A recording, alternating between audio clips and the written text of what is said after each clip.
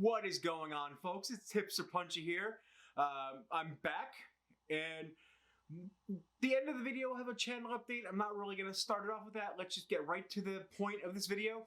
The Scream Factory Friday the 13th box set is out, and it is here. And while it's obviously too early to do a full review of it, coming soon.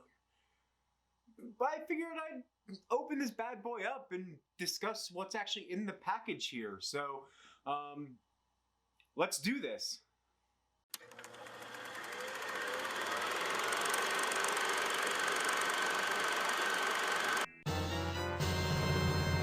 And I'm back.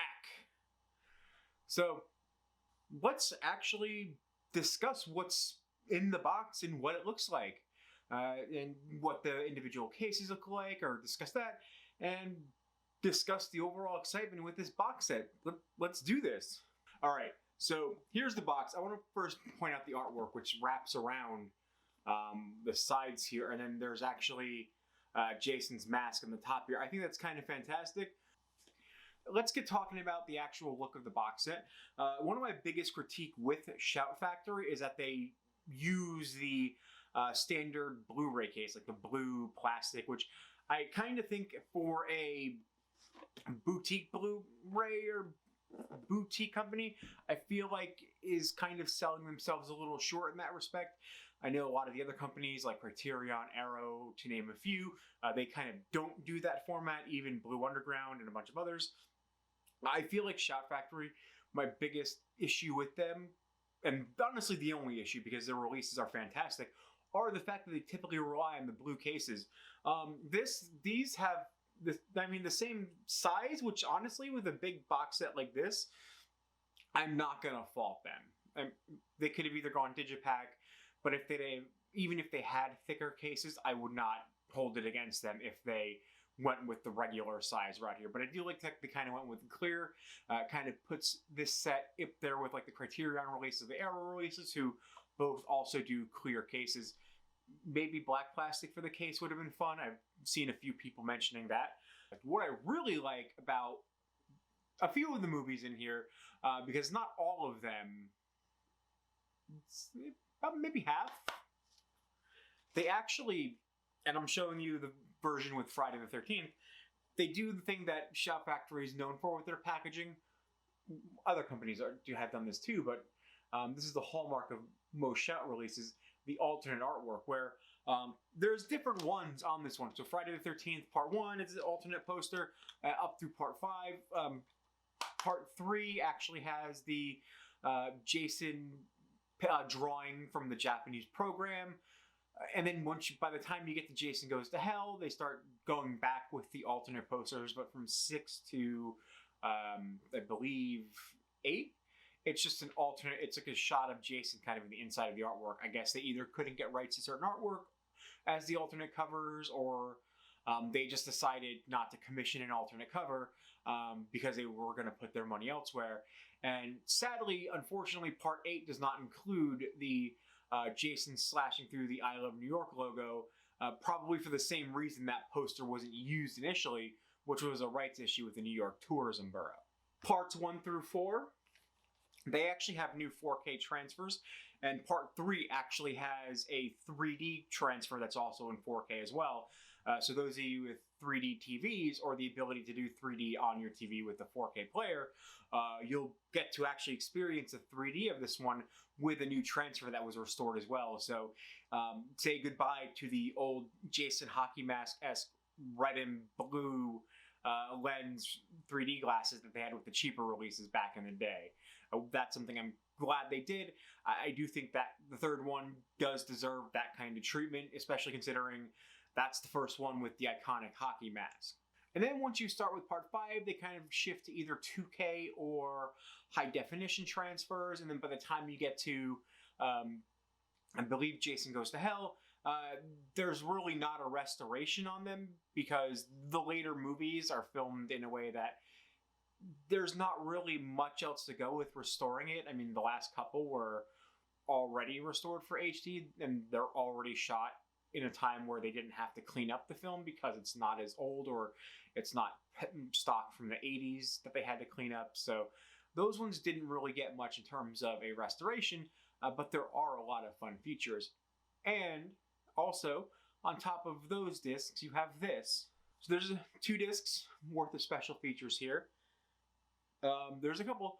There's an interview with composer Harry Manfredi, a location featurette, which will be good for me because I didn't get to go to Novi Vasco for the first one for the 40th anniversary, at least not yet, because I was supposed to go in March, and that's when lockdown started. So it'll be good. It'll be cool to see that. There's Friday the 13th Chronicles, a return to Crystal Lake, making of Friday the 13th. There's Jason Artifacts and Collectibles, Jason Forever.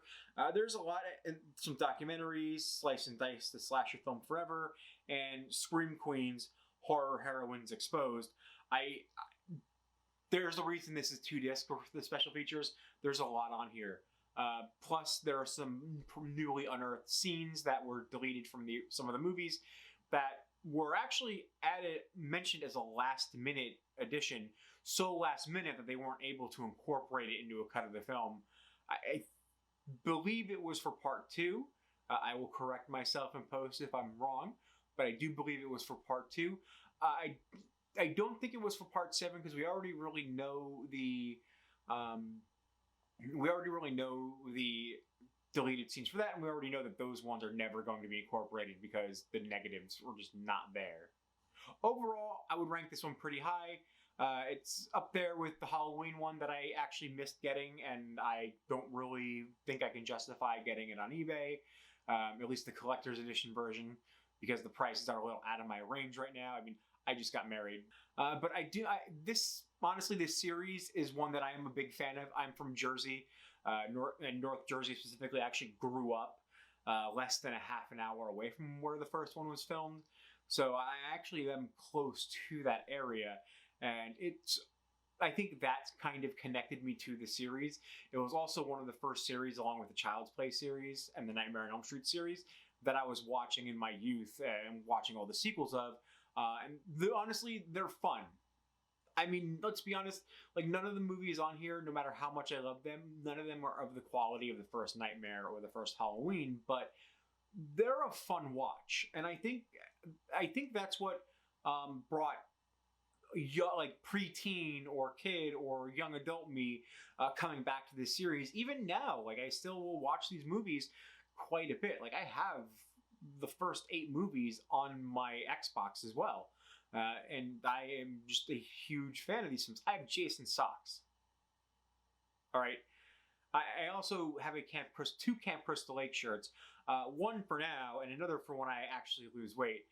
So no, I'm a fan of this series. Like, I'm probably going to wind up buying the Tom Savini designed Jason COVID mask. But I would definitely, while this version of the box set is still around, I would definitely get it. If you are worried about having the money to get it and you want to wait, I'm sure they're going to do the same thing that they did with the Halloween set, which is release a non-collector's edition version that's going to be a smaller case. But there's a lot here. I will do a more in-depth review on this one.